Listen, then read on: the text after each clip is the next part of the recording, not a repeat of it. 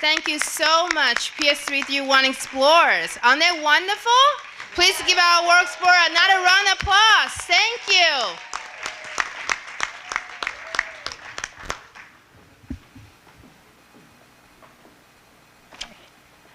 Good morning, Chancellor. Good morning. Deputy Chancellor. Okay. Esteemed member of the press. Oh, Dr. Parental. And honest guests, faculty, students, and families. Welcome to PS331, the Detective Wenjiang Liu School of Civic and Entrepreneurship. 各位贵宾、媒体朋友、老师、同学、家长们，大家早！欢迎来到纽约市公立331小学警探刘文健公民与创业学校。My name is Lisa Chu Fang Lind. 我的名字是林秋芳。I'm the founding principal of this amazing school, where our vision is to cultivate next generation of global citizens.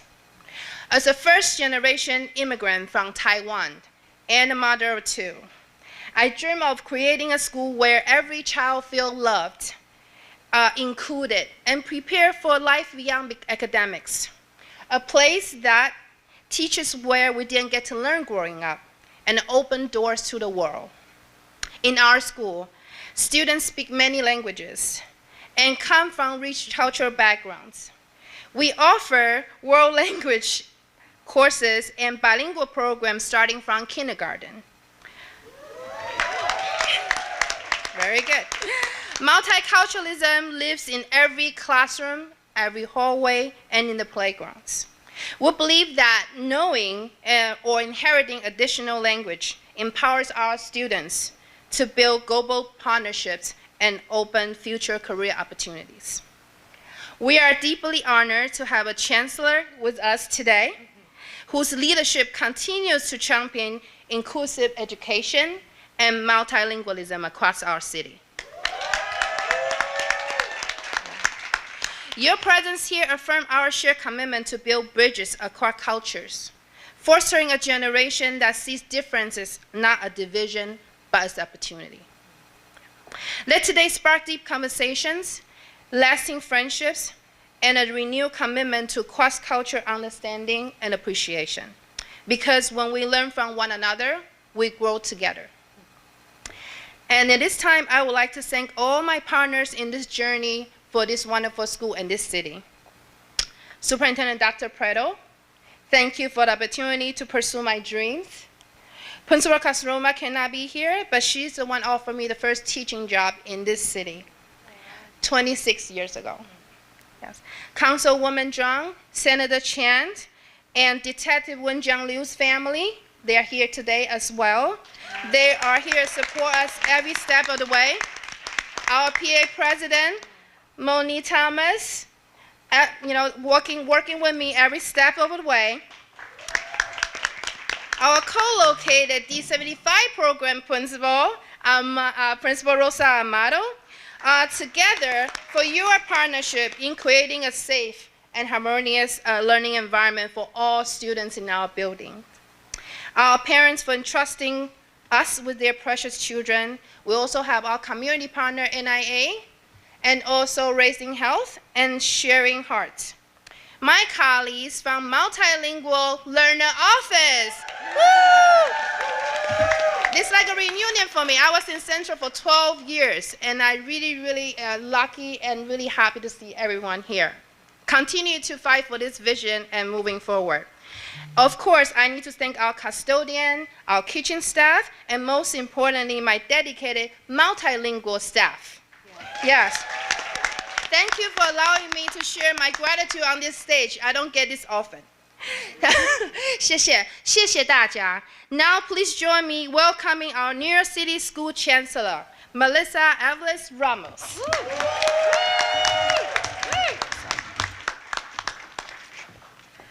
Good morning, everyone, y buenos días.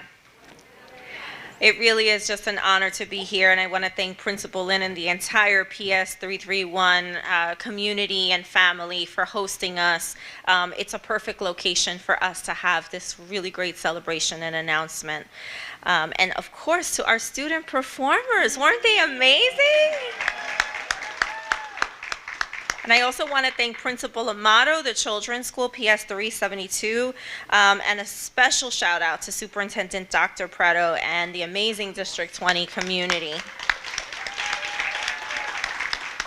You know, this is really a dream that I've had for quite some time, ever since I was leading Project Open Arms, and I see that our amazing Project Open Arms team is with us here today. The three models that we offer across New York City, every family is entitled to choice, and every family has a reason for selecting that model, whether it's English as a new language, transitional bilingual, and dual language. Each of the models offers a different richness, a different opportunity, and families have to make the decision that's best for them. We have expanded a number of transitional bilingual programs, particularly once we started welcoming our newest New Yorkers, over 50,000 students in temporary housing who were new to the system since 2022. And the communities were very much asking us for transitional bilingual. But that being said, we also know that English as a new language is a very, very popular model in our schools, and we learned a great deal from New York City Reads and from Project Open Arms. And some of those learnings were that we really needed to standardize and be consistent when it comes to curriculum in those ENL classrooms. Having served as an ENL teacher for a short time, I remember designing curriculum by myself as a second-year teacher, which was not the move. I did the best that I could, but I was sorely underprepared for that undertaking. My school was very supportive because they didn't know what else to do. But that being said, I really needed to spend my time supporting kids, assessing kids, teaching kids. And when you are trying to be a curriculum designer, that often does not work out so well.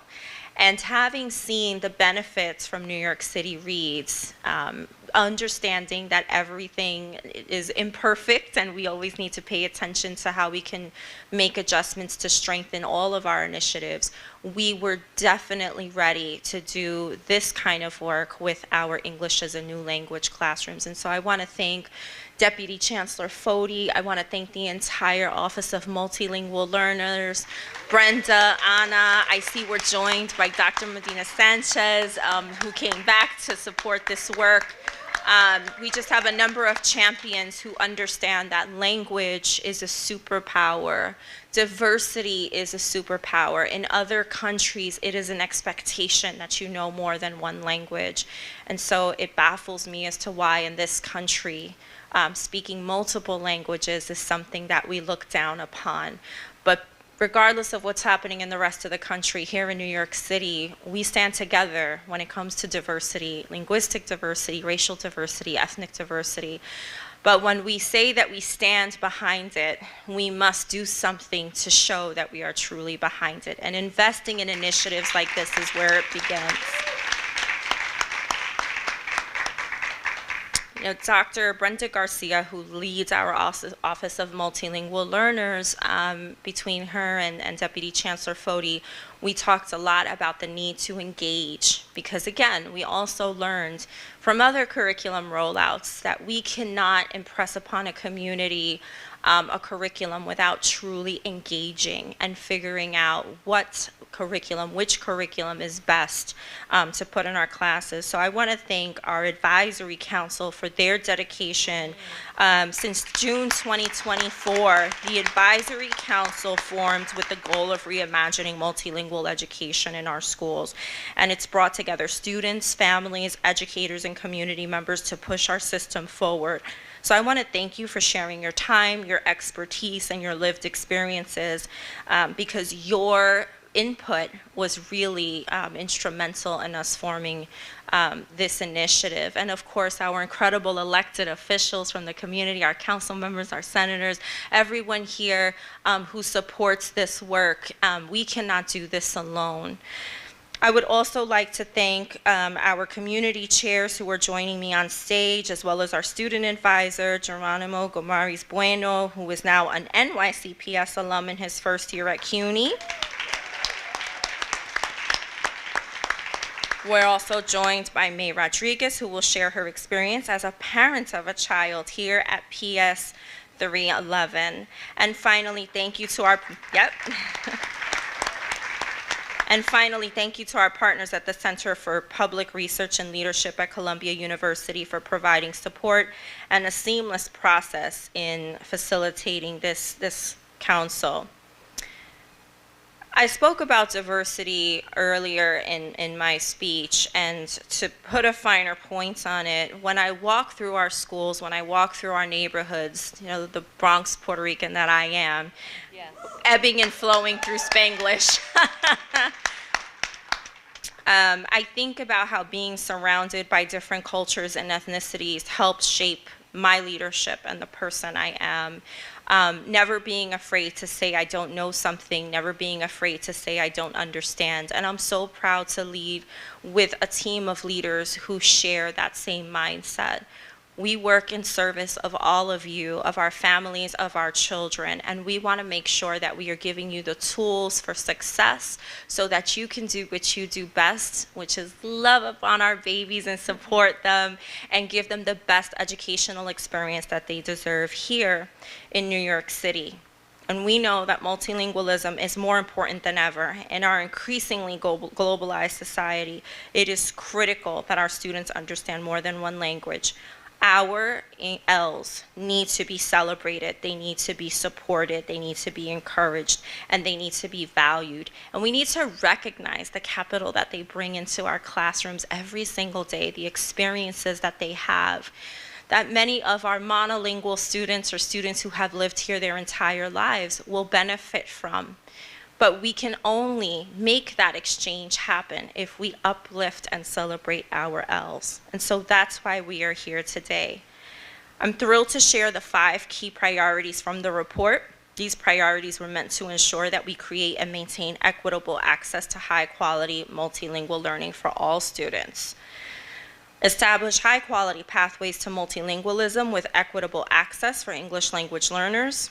Strengthen and expand a culturally and linguistically responsive workforce, promote a culture of inclusion and belonging for multilingual and immigrant students and families, foster multilingual and immigrant family and community leadership and advocacy, and recognize multilingualism as a core competency for college, career, and civic readiness.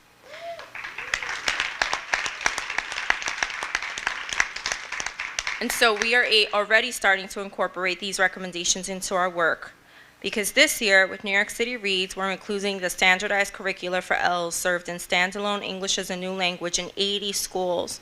And more NYCPS students than ever are pursuing and graduating with the New York State Seal of Biliteracy. Yes. And I'm excited for you to learn more about the work underway. Thank you all for being here with us. This work is far from done. This is, I don't even know if you'd call this a beginning, but it's a great start. But let's not get lazy in our celebration. There's a lot of work left to do, and I look forward to doing it with you all. Thank you. Thank you, Chancellor. Our next speaker is our Deputy Chancellor, Christine Folty. And Principal Lynn, on behalf of the Chancellor, your Superintendent, and the Office of Multilingual Learners, we wanted to present you with this token of our appreciation. Of course. So the least you deserve, Principal Lynn. Well, good morning, everybody. Chancellor, good morning. Chancellor, thank you for your bold leadership. We all admire you so much. And thank you for commissioning this vital work. You know, the Chancellor acknowledged so many people, and I just want to go through those names again because there's not enough gratitude we can show everyone who has made that today happen. So, and I should introduce myself. I'm Christina Folty, Deputy Chancellor overseeing the Division of Inclusive and Accessible Learning. It's a pleasure to be with you all. So, Principal Lynn, I hope that you feel our gratitude today. I wanted to echo the Chancellor's gratitude for Chief Brenda Garcia. Chief Brenda Garcia could not join us today for the very best of reasons. She just gave birth to a baby girl, her second baby. And she's having a great time at home, where she should be. I also just want to acknowledge our former Chief of Office of Multilingual Learner, Mirza Sanchez Medina. Thank you for being here.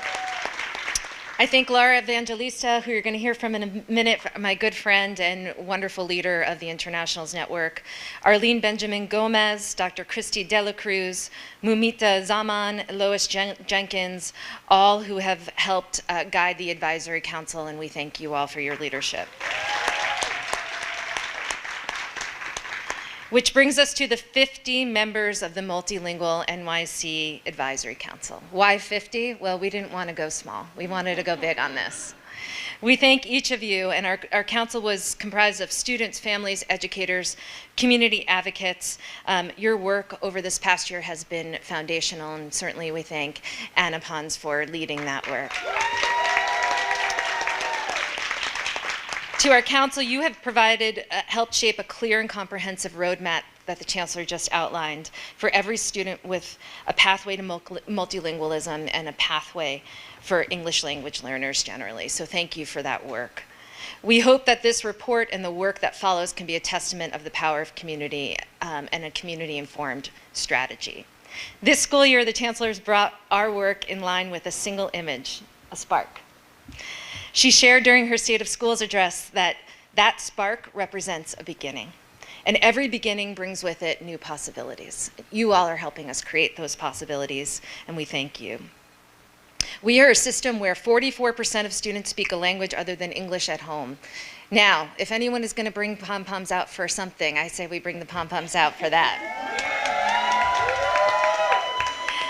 Representing over 156 languages collectively. Yeah, Anna likes that. This is not a challenge, but our greatest asset. I'll say that again. This is not a challenge for New York City Public Schools. This is New York City Public Schools' greatest asset, sorry.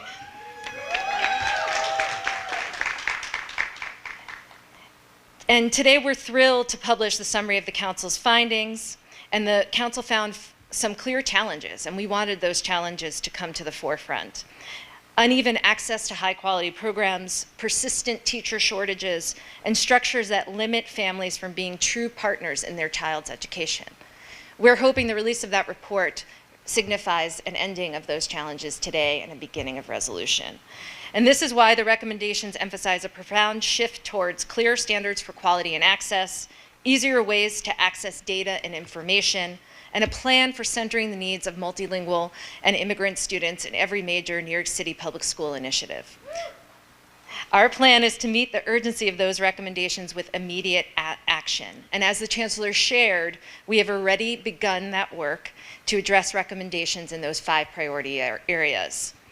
To begin, we're supporting 28 new bilingual programs that open this year, including the first Albanian program. And the Office of Multilingual Learner team, along with the districts, expanded our Spanish and Mandarin heritage language programs from 6 to 31 programs this year over 29 schools, across 29 schools.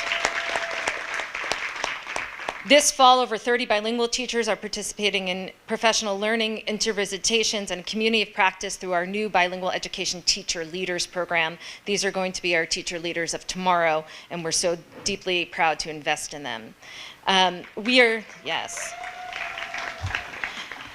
The Chancellor mentioned the Seal of Biliteracy. We're scaling the numbers of high schools offering the New York State Seal of Biliteracy, growing our partnerships with colleges for credit-bearing opportunities that recognize students' multilingual skill sets. And so while we have a strong start, that's a bright spark for this work, the Advisory Council has given us the framework that will lead to true transformation. And this work must be led with you, not just for you. We look forward to working with each of you, our district superintendents, our educators, our elected officials. Thank you for being with us today. It means so much to us. And most importantly, our families. as we build a school system where every student finds a sense of purpose and belonging and a pride in their unique identity. Thank you so much, everyone.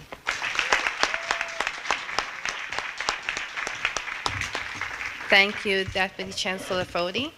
Our next speaker is the Executive Director of International Network for Public School and Advisory Council member, Ms. Laura Evangelista.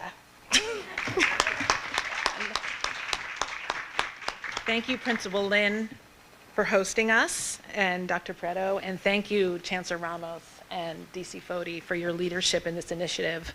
It is truly an honor to stand here today as a community co-chair for the Multilingual New York City Advisory Council and as the Executive Director of Internationals Network, an organization that's built on the belief that multilingualism is an asset and we should grow and develop that in our young people. Internationals Network is an education nonprofit organization with more than 20 years of success in supporting immigrant and refugee students. We work across our 17 international high schools and our growing number of partner schools in New York City. I'm thrilled to join our partners in New York City Public Schools and the members of the Multilingual New York City Advisory Council in celebrating the official release of the Boldly Reimagining Multilingual Education in New York City Public Schools Summary Report. Over the course of this past year, I joined educators, families, students like Geronimo here, advocates and community leaders from across our city for a shared purpose, to reimagine what multilingual education can and should look like in New York City. We convened around key goals that included reducing the dropout rate and increasing the graduation rate for English language learners. We developed a set of recommendations and charted a path forward. This report's going to help guide and develop a community-informed strategy for ensuring that all students, especially English language learners, have equitable access to high-quality pathways to multilingualism. This means investment in a culturally and linguistically responsive workforce that reflects and uplifts the communities we serve, just like the pilots that are happening right now in our schools through Future Ready, the bilingual educator pathways in a couple of our schools. It also means that schools nurture belonging, elevate immigrant and multilingual voices, and recognize multilingualism as a critical skill for college, career, and civic life. We look forward to NYCPS's continued partnership with the community on the implementation of these goals. I want to thank New York City Public Schools for creating a process that engaged the knowledge and the perspectives of the diverse stakeholders committed to and impacted by this work. Thank you also to the council members and community partners who contributed their time, their expertise, and their lived experience to this process. Collectively, we have shaped a vision that honors our students' full identities and prepares them to thrive. At a time when multilingualism and multiculturalism is under attack in many parts of the United States, I could not be prouder than to stand together for this collective vision. Thank you for your continued support of our public schools and our newest New Yorkers. Thank you.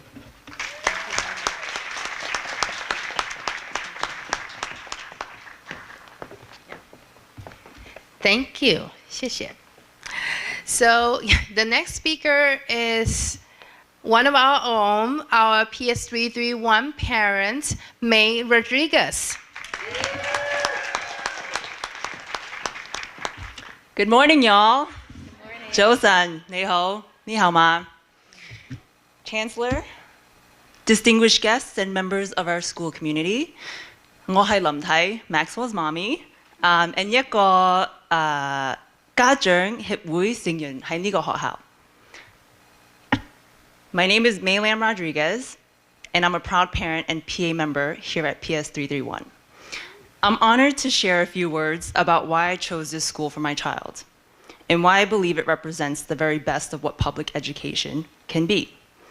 When my family and I were searching for a school, we wanted more than just good test scores or rankings. We were looking for a place that reflected who our child was and the kind of world we want him to grow up in. This school stood out immediately. It's new, not just in the sense of being recently built or opened, but new in spirit. There's a freshness here, a forward-thinking energy that says, we're building something different and better. It's a multicultural, multilingual community where diversity isn't just celebrated, it's lived every day. I'm sorry, I cannot bend like this anymore. Walking through the halls, you hear different languages, you see different traditions, and witness children learning from each other in ways that go far beyond textbooks. My child is of mixed heritage, and that matters deeply to us. We wanted him to see himself reflected in his classmates, his teachers, and the curriculum. And here he does. And finally, the academic programs here are forward-looking. They're not just preparing students for tests, they're preparing them for the real world. From project-based learning to global studies and hands-on STEM experiences, our students are being taught to think critically, collaborate creatively, and contribute meaningfully. As a parent, that gives me hope. As a PA member, it motivates me to help this school continue to grow. This school isn't just where my child learns, it's where he belongs. Thank you very much. 多謝，謝謝你。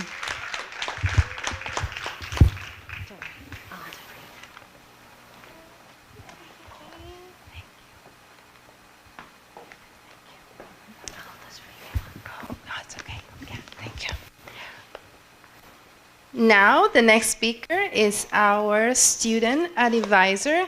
I am going to ask you to help me with your name because I don't want to mess it up. Jerónimo Gomaris Bueno.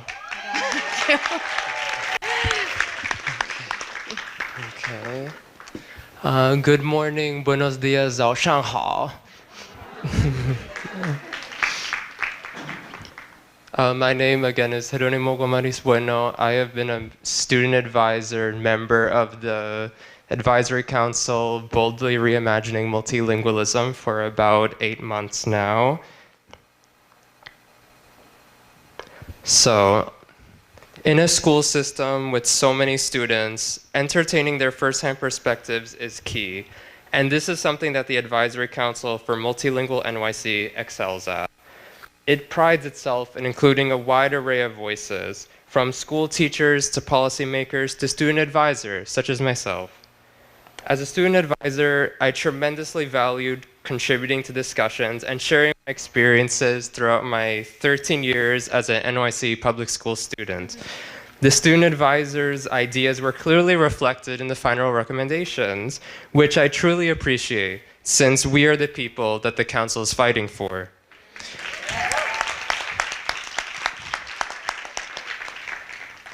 When I was a child, Spanish was being spoken all around me. However, I used to suppress it, only choosing to speak it when strictly necessary.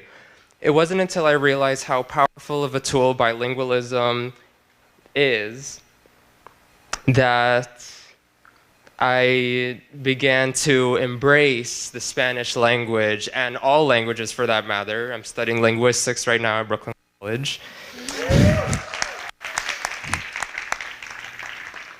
So now I strongly believe that multilingualism is an incredible asset to have. And one second.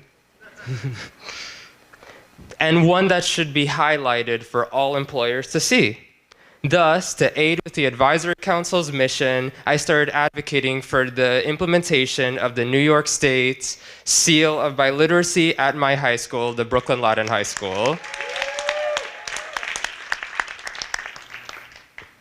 I received a lot of support from my classmates who speak a multitude of languages, including Mandarin, Spanish, Bengali, Russian, Korean, and many, many more. I can't wait to see the day that the Seal of Biliteracy is implemented in all schools across NYC. Ultimately, I am very grateful for the opportunity to be a part of the Advisory Council. I have been treated with nothing but kindness and respect throughout my time here, and it has been a pleasure to see you all in person and get involved with your amazing work. Remember that both your voice and our collective voice hold immense power. Thank you. Thank you so much. Thank you. Thank you so much, and thank you for helping me.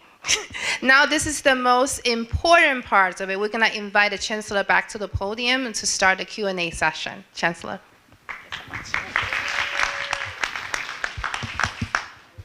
All right, we'll take a few on-topic questions. Hey, Chancellor. Thanks for taking my questions. So first question I have is just one of the things that was highlighted in this report is uneven access to some of these programs. You mentioned how important it is that a parent is able to choose whether they want to go through ENL or transitional bilingual. Obviously, that's hard if there's not a program that you want near you. Can you just give us a sense of how the city is trying to fix that and like what, if any, progress has been made on that front? Absolutely. And before I pass it over to DC Fody, one of the things that we've done in this administration is work really closely with superintendents. And so Dr. Preto is a perfect example that he has been very vocal about the needs of the community for more transitional bilingual, more dual language. And so when you work with the superintendents and you identify what the needs are, then expansion makes sense. It's targeted, it's strategic, understanding resources are immensely important, and we want to make sure that we're expanding where there's most need. But I'm going to pass it to DC Fody. No, just as the Chancellor said, it is, it's so important that our bilingual programs reflect the needs of our community. I just want to say that since 2022, we've opened 103 new programs, and I think that's significant. And these programs don't just provide a teacher that speaks the home language of a student. They're supported with guided planning, bilingual coaches, and support from teacher leaders so that these are high quality programs that are sustained over time. And so while we have a long way to go to increase access, the goal here is to do high quality program that is sustained over time. We don't want a program that gets up and running for a year and then closes down because of enrollment. And so these are sustaining high quality programs that we're going to continue to open more of with the support of our superintendent. I recently visited PSIS 30 with Superintendent Preto, where we visited a dual language Arabic program. It was phenomenal. I've not stopped talking about it since I've seen it. But that is a school that truly reflects the community, and that's what we want to do more of. Sorry, Chancellor, I took it off and then... All right. Hi, I'm Medina Torre from Politico. Chancellor, I wanted to ask, I know you spoke about some new initiatives that you've already rolled out that are aligned with these recommendations, like this expansion of NYC Reads to this student population, but can you talk about any new programs or initiatives or policies coming down the line that are aligned with these recommendations that we can expect? Mm-hmm. Sure. I'll pass it over to DC Fody to talk more about what we've already started in alignment with the report. Yeah. Well, the Chancellor spoke earlier about the English language curriculum, the English language development curriculum. This is huge. The Chancellor, in her humility, understated how profound this is. So this is for the first time we're going to be rolling out 2 curricula that provide unified English language learning development instruction at a high quality. Just like New York City Reads, we implemented high quality curriculum across the board. What this pilot is the beginning of doing that for English language development, which is remarkable. We know that when kids become proficient in English as a second language, they outperform their peers who are monolingual. We also spoke about the seal of biliteracy and the profound increases in percentages. We just 29% more students graduate with that seal. That means if they enter CUNY, they're entering with potentially 8 credits for their college degree. The Chancellor has championed this, and we're going to be continuing to expand the number of, with Geronimo's help, the number of high schools offering that seal. Yeah. Just one more thing to add to that is also the bilingual teacher work with our Pathways division, right? This is very meaningful because for far too long at Central, a lot of our initiatives have been siloed, and so what we're really looking at is how we can create synergy, right? And so we have our Pathways work, and we know that we need bilingual teachers, and how are we working strategically to create that pipeline right from the children who are served in our schools, who would be better teachers than them. Hi, Chancellor. Kayla Bamker from the Daily News. Thank you so much for taking my question. I wanted to check in on, and DC Fody began speaking about this, but you announced during the State of Our Schools the 2 English language development curricula coming to the first 80 schools this year. Can you talk a bit about how that's going, how those 2 curricula were selected, and what you would need to see in terms of metrics of success, et cetera, to be interested in expanding that citywide? Yeah, absolutely. So the districts that have taken this work on have begun rollout of the curriculum. You know, one of the things that the Chancellor prioritized when we started this work is high quality professional development. You can roll out any curriculum, but if a teacher does not know how to implement it with fidelity, that curriculum is not going to be effective, right? Or we leave it to chance. Some teachers will be effective and some teachers won't be. So we're working with 2 companies that are providing high quality professional learning. We want to do this the right way, so we're going to be working alongside with those teachers, and we're going to be measuring outcomes for students along the way. So just like we've done with New York City Reads, this has to be effective, and that's why we're starting with a pilot and why we didn't start whole scale. So we're going to be keeping close tabs on how students are developing their English language proficiency, and it is an incredibly exciting rollout led by Mark Anderson, who's sitting up there. And we'll keep you posted along the way. Hi, sorry, I didn't introduce myself before. Jillian Jorgensen from New York One. Just another question. On the recruitment of bilingual teachers and the shortage, this has obviously been a persistent problem for the city going back a long time, and one that people I think have been aware of for the last several years because of the influx of new Ls coming into the city to live here. Do you have a sense of why this is such a difficult population to recruit into the city schools, particularly in a city where so many people do speak more than one language? Why has it been so difficult to find bilingual teachers for their schools? Mm-hmm. Yeah, I think, well, first of all, we know that a lot of our teachers have once they are here, they want that extension. And so that's why that work that we did with the UFT and with NYSID to get the secondary license in place without having to forfeit your tenure, or rather restart your tenure, apologies, was a big deal. I think the other thing is that there are some folks who look at the more traditional K-12, a specific subject area or general license before they think of bilingual education, which is why we've marketed it so much. There's also a lack of teacher vacancies, because if a principal doesn't feel that they can fill the vacancies, they don't post the vacancy. So it's kind of a weird chicken and egg situation, for lack of a better phrase. If I'm a principal and I think I can't find a teacher, I don't post a vacancy, and so then the bilingual teacher isn't really looking to use that license. And so it really is this celebration of linguistic diversity and helping schools set up these programs so they can hire the teachers, which then attracts more teachers. But then there's also that professional learning. I mean, there is professional learning for teachers who are teaching English and math, but if we forget our bilingual teachers, they are not going to feel most supported, and that's not a track they're going to want to stay on. So the combination of professional learning, high quality instructional materials, and just elevating it as something to celebrate across New York City is really helping the recruitment and retention efforts. Last question. All right, that's a wrap. Thank you, everyone.